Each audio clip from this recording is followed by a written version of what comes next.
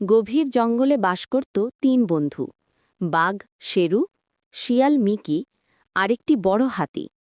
তাদের বন্ধুত্ব ছিল খুবই দৃঢ়। একদিন তারা ঠিক করল, তারা মানুষের সমাজে যাবে, যদি ভালো লাগে ওদের সাথেই থাকবে।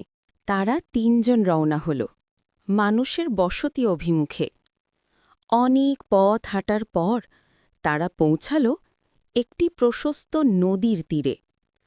সেখানে তারা অবাক হয়ে দেখল, মানুষ পাল তুলে নৌকা চালাচ্ছে। বাতাসকে ব্যবহার করে নৌকা নদীর বুকে ছুটে চলছে।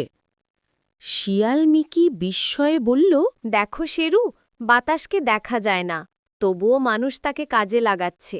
আর আমরা তো চোখে দেখা যায়, আমাদের পেলে মানুষ আরও বেশি খাটাবে, এটা নিশ্চিত। বাঘ শেরু গভীরভাবে বিষয়টি বুঝে মাথা নেড়ে বলল, হ্যাঁ মিকি, তুমি ঠিক বলেছ।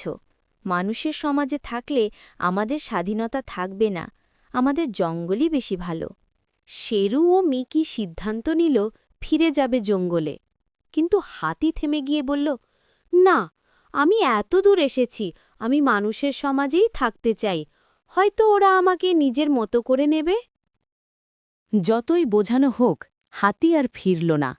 অবশেষে শেরু ও মিকি জঙ্গলে ফিরে গেল, স্বাধীন, নিরাপদ, নিজের নিয়মে জীবন কাটানোর জন্য।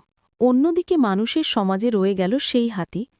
মানুষ তাকে কাজে লাগালো, হাঁটালো, বোঝা টানালো, আর তখন সে বুঝল, স্বাধীনতা হারালে শক্তির কোনো মূল্য থাকে না। অন্যদিকে শেরু ও মিকি জঙ্গলে ফিরে স্বাধীনভাবে সুখে দিন কাটাতে লাগল। এই গল্প থেকে আমরা শিখতে পারলাম, স্বাধীনতা পৃথিবীর সবচেয়ে দামি সম্পদ।